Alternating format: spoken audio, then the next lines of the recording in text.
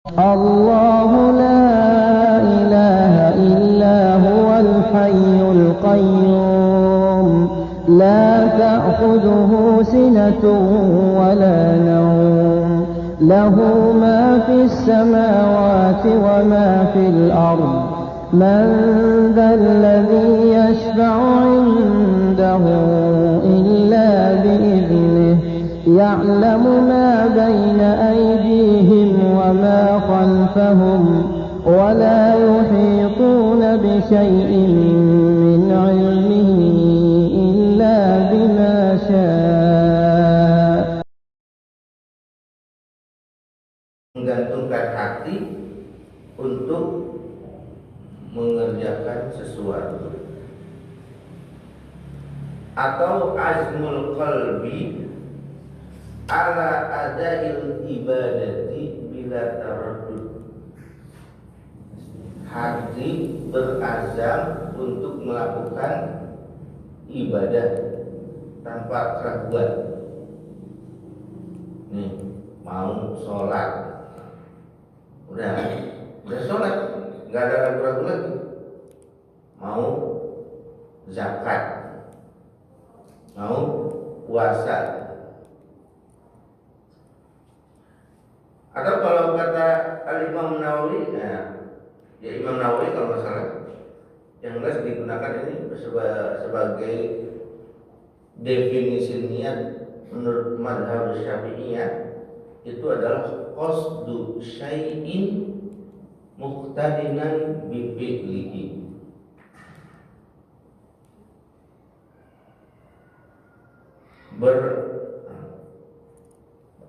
Jadi lupa, tangannya turun dulu. Qasdu syai'in bahasa Sundanya mendeja, namanya al-azmu, namanya apa? Azam. Mau sholat, belum sholatnya, itu baru azam kalau bahasa Arab. Kalau kita apa? Bahasa Indonesia al-azmu itu tekad. Pokoknya gitu ya. Itu mau puasa atau mau sedekah, baru gitu doang. Nah, itu niat ya. Jadi niat juga bisa diartikan iroda. Iroda itu menuju sesuatu. Sebagaimana Allah sampaikan yang tadi dibaca di surat itu, man kana yuridul ajilata ajjalna lahu fiha ma nasya. Yang ingin dunia, Allah beri segera. Wa man aradal akhirata wa sa'alaha sa'yaha wa huwa mu'min. Arada al-akhirah, yang ingin akhirat. Nah, jadi niat bisa diartikan kata iroda. Jemaah yang dirahmati Allah Subhanahu wa taala, juga di ayat lain Allah menyampaikan bahwa bisa jadi niat itu adalah tujuan dari perbuatannya, target dari perbuatan. Sebagaimana disampaikan dalam firman Allah Subhanahu wa taala, la khaira fi katsirin min najwahum illa man amara bi shadaqatin aw ma'rufin aw islahin nas. Kata Allah, tidak ada kebaikan dari ngobrol ngerumpi, ngobrol semuanya, kumpul, itu enggak ada kebaikannya kecuali illa man amara bi shadaqah. Di situ ngobrol tentang sedekah, bagaimana, au ma'ruf, atau ngobrolin tentang kebaikan, au islahin bainan nas, ngobrolin islah sesama manusia. bagaimana manusia itu biar pada akur gitu, jangan rame. Ayo gue rame itu gara-gara beda niat doang. Dilanjutin, wa may yaf'al dzalika ibtigha'a mardatillah wa sawfa nu'tihi ajran 'azima. Tadi kan udah dibilang di awalnya, kumpul-kumpul ngobrol-ngobrol itu nggak ada baiknya kecuali ngobrolin sedekah, amar ma'ruf nahi munkar, atau pokoknya rencana kebaikan. Ditambah lagi yang mengerjakan itu kalau ibtigho amaratillah, kalau tujuannya mencari ridho Allah, kata Allah fasaufa yu'tihi ajran 'azima. Nah, ini orang ini baru akan dapat pahala yang besar.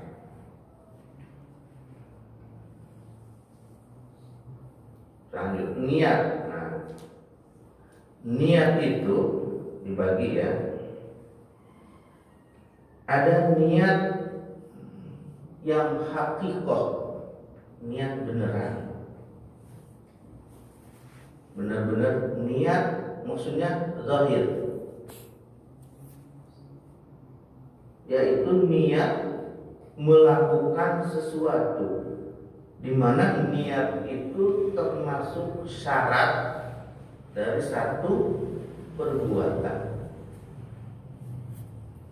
Contoh seperti niat sholat. Ini niatnya ya. Yang jadi rame diikhtilafkan itu adalah mengucapkan niat. Kalau niatnya di dalam hati, kan niat itu tempatnya di mana? Di hati. Walaupun ada yang bilang di otak. Udahlah, pokoknya nggak kelihatan. Niatnya itu ada di hati. Itu wajib dan rukun sholat. Tapi mengucapkan niatnya, nah ini yang diikhtilafkan. Ada sebagian ulama yang mengatakan itu adalah bid'ah, tidak diajarkan oleh Rasulullah. Sekelompok lain ulama mengatakan itu adalah sunnah. Terus gak usah nudik-nudik. Yang bilang bid'ah dia nemu dalilnya begitu, yang bilang sunnah juga memperhatikan dalil dan dia berkesimpulan sunnah. Bahkan para ulama atau para salafus saleh sudah menjadi kebiasaan sebelum sholat itu mengheningkan cipta. Apa? Ya diam dulu, diam, nggak langsung Allahu Akbar. Tapi dipastikan dulu ini. Jadi usalli fardhu subhi rak'ataini ma'muman lillahi ta'ala, atau ada yang ditambahkan lagi mustaqbilal qiblati lillahi ta'ala. Bukan hal baru, bukan orang sini doang. Udah dari dulu para salafus saleh membiasakan hal itu. Begitu.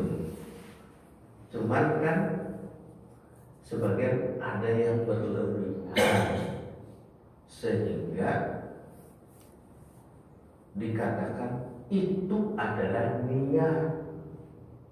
Padahal itu bukan niat, tapi itu mengucapkan niat yang tujuannya adalah membantu hati supaya drop. Jadi ketika mengucapkan, kalau kan niat itu tempatnya di awal rukun. Kalau sholat itu awal rukunnya adalah takbiratul ihram, Allahu Akbar. Nah, ketika seseorang itu mengucapkan Allahu Akbar, di situ hati kita bilang, ya Rob, saya mau sholat subuh lillahi ta'ala. Begitu. Nah, di situ pas wudu, kalau wudu, makanya kenapa ditulis oleh para ulama ada rukun, ada sunnah. Wudu itu udah semuanya udah ditulis oleh para ulama. Kapan waktunya niat? Yang waktunya niat itu di awal rukun. Awal rukun wudu itu adalah pas cuci muka. Jadi pas cuci muka itu di sini saya niat wudu untuk menghilangkan hadas kecil. Kalau tayamum kan istilahnya bukan menghilangkan. Makanya kalau nawaitu tayammum listibahatin as-shalah.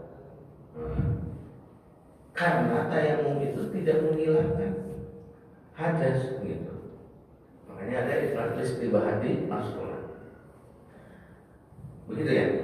Ini tempatnya di hati.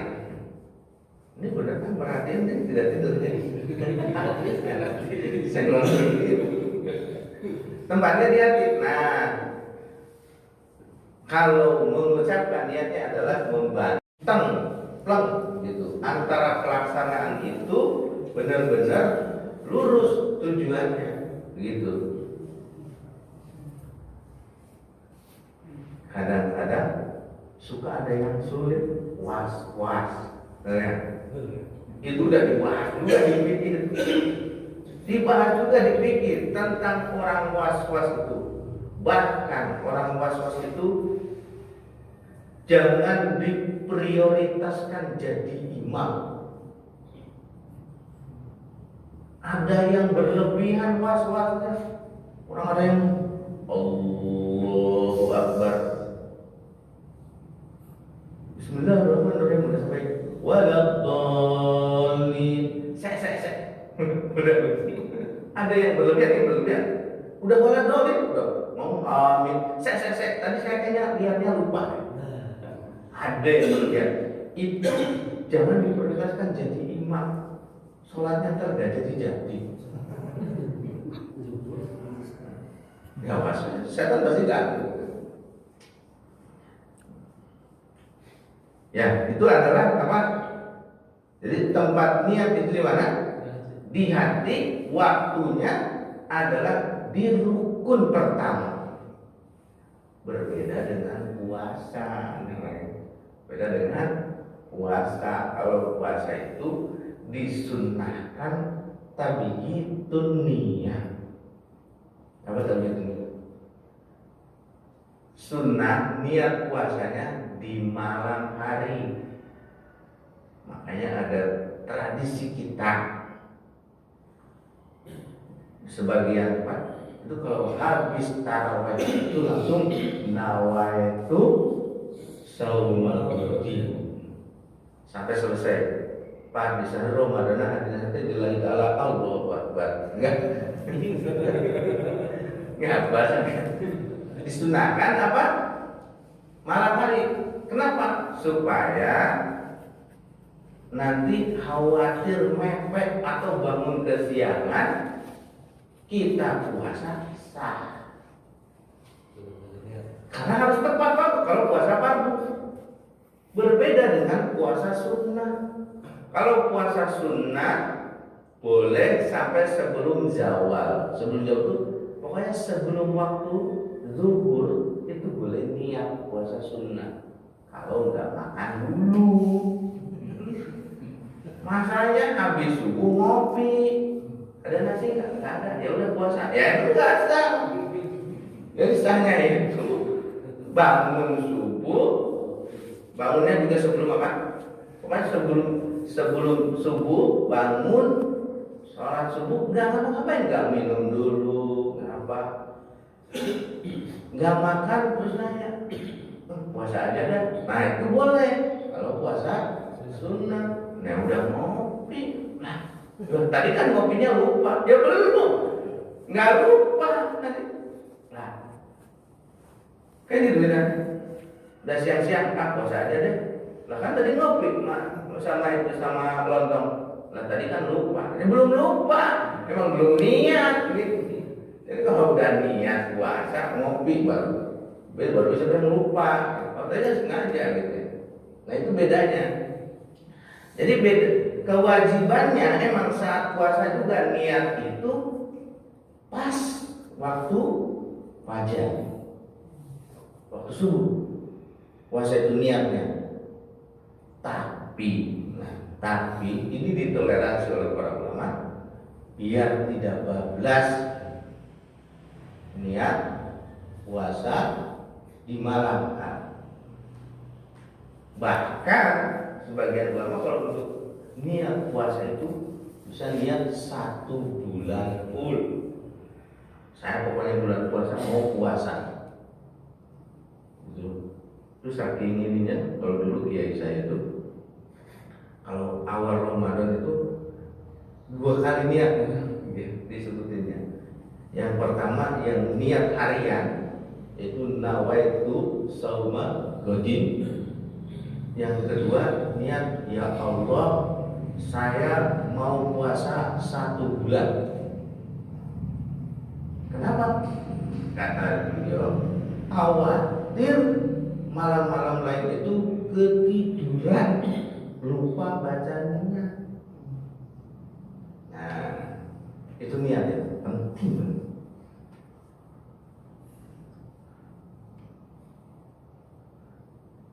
Niat itu niat hakikah. Ada niat hukmi. Niat hukmi itu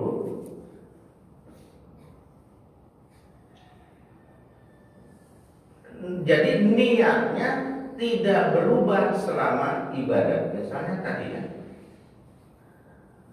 kita niat sholat lohor. Niat hakikinya adalah tadi di awal rukun pas Allahu Akbar. Niat hukminya dari takbir sampai assalamualaikum kita niat sholat lohor. Jadi nggak berubah. Asar deh, lohor deh, nggak berubah gitu. Itu niat hukminya. Kenapa harus niat? Kenapa harus niat? Satu, membedakan di antara fungsi yaitu membedakan antara adat dan ibadah. Membedakan antara adat dan ibadah. Contohnya, misalnya nih orang gosok gigi, pasti cuma gosok gigi kan? Tapi ketika kita ditambah niat gosok gigi itu niat siwak, ada pahalanya. Begitu.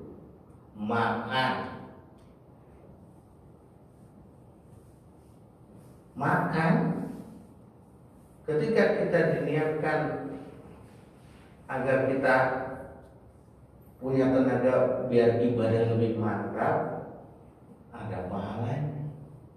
Duduk di masjid, duduk doang. Sama-sama misalnya ada 2 jam, 3 jam duduk di masjid. Yang satu niat iktikaf, yang satu duduk aja. Isinya sama, ngobrol. Tapi gara-gara niat, yang satu dapat pahala iktikaf, yang satunya nggak ada apa. Nah, itu yang pertama. Yang kedua, fungsinya niat itu adalah untuk memilah atau membedakan antara amalan.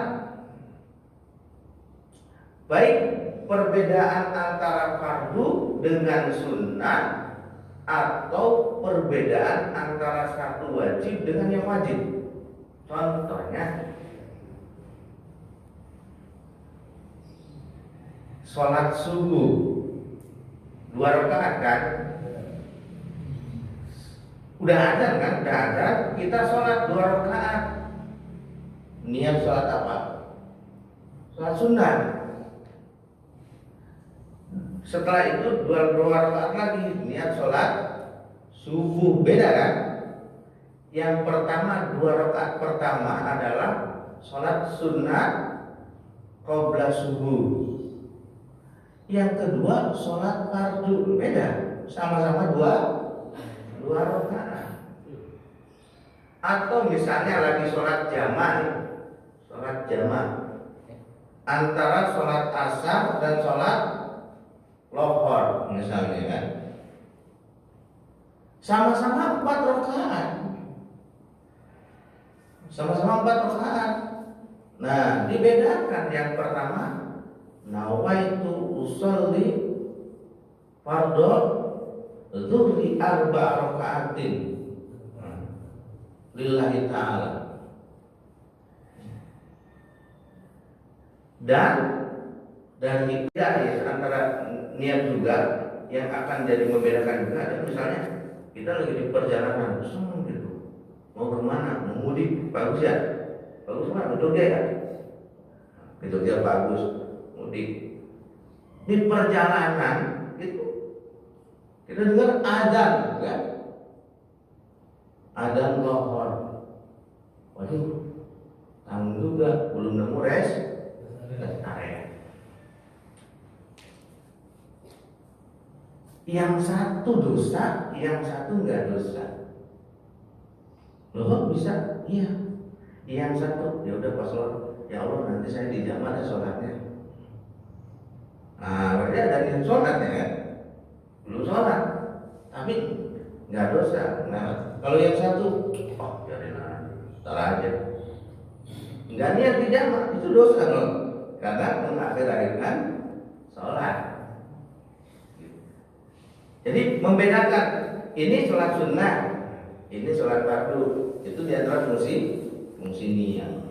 Makanya suka ditambahin kalau di nawaitu itu, nawaitu usolli fardhu dhuhri 4 rakaatin mustaqbilal qiblati adaan lillahi ta'ala. Tahu ada? Bukan orang dong. Adaan itu maksudnya nih sholatnya yang sekarang, sholatnya yang sekarang itu adaan tepat waktu. Oh, sholat yang kemarin adaannya diganti dengan kata qadaan lillahi ta'ala. Oh, itu bedanya. Hah? Bedanya begini, sama-sama misalnya kan, sama-sama sama-sama apa? Sama-sama 4 rakaat, sama-sama waktu duhur. Cuman yang satu kodoan ganti yang kemarin, yang satu adaan melaksanakan sholat duhur itu kewajiban hari ini. Nah, gitu. Sama-sama puasa kok. Yang satu kodoan niat ganti puasa yang kelewat. Yo, yang punya hutang sekarang nih. Kodok dulu.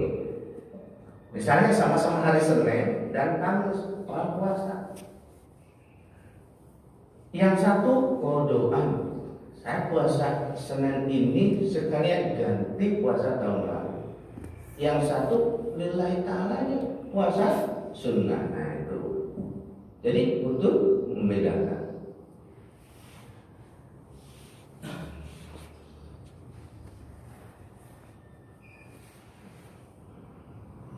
Yang ketiga, antara tujuan niat itu adalah membedakan tujuannya. Membedakan apa? Ibtigoannya. Tujuan dari sholat itu untuk apa? Ini kan harus ada tujuannya, makanya tadi lillahi ta'ala. Dunianya lillahi ta'ala.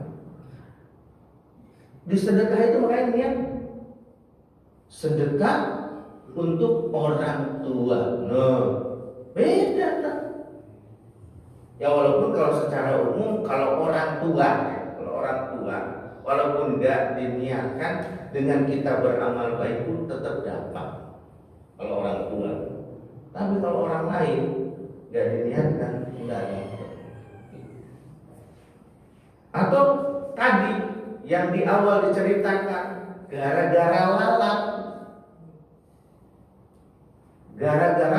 lalat yang satu masuk neraka, yang satu masuk surga. Kenapa? Ya itu di niat awal tujuannya berbeda. Nah, disitulah pentingnya niat. Iya, maksudnya monggo yang mau usolli monggo, tapi jangan keras-keras banget. Udah sampai disebutin fardo. Pokoknya fardo apa? Jangan sampai yang ada yang sebelahnya jadi kebawa gitu. Jangan sampai. Makanya sebaiknya memang sangat. Bahkan kalau kiai-kiai dulu itu kalau sebelum sholat ya, sebelum sholat fardu ini tidak diajarkan oleh Nabi waktunya maksudnya, tapi diajarkan oleh Nabinya itu adalah bagaimana menjauhkan diri kita dari setan. Ada yang suka baca surat An-Nas dulu gitu, pada kita sebelum Allah Akbar itu baca surat An-Nas dulu. Tujuannya apa? Ya itu biar tidak diganggu oleh setan, niat sholatnya benar, tujuan dari sholatnya dipersembahkan untuk Allah Subhanahu Wa Taala itu. Jadi harus konsentrasi. Jangan sampai kita sholat terus-menerus ternyata nilainya nggak ada karena niatnya lupa, niatnya salah. Mudah-mudahan Allah Subhanahu Wa Taala menjaga kita semua dan mengikhlaskan, menjadikan amalan kita semua ikhlas karena Allah Subhanahu Wa Taala. Karena syarat diterimanya amal itu bukan hanya mengikuti tata cara yang diajarkan oleh Rasul, tapi juga harus dipersembahkan untuk Allah Subhanahu wa Ta'ala. Di dalam hadis disampaikan ada orang menuntut kepada Allah, ya Allah, saya berjihad di jalan Allah sampai saya meninggal, mati syahid dong. Kata Allah, enggak, kamu mati di sana itu karena ingin dianggap pejuang.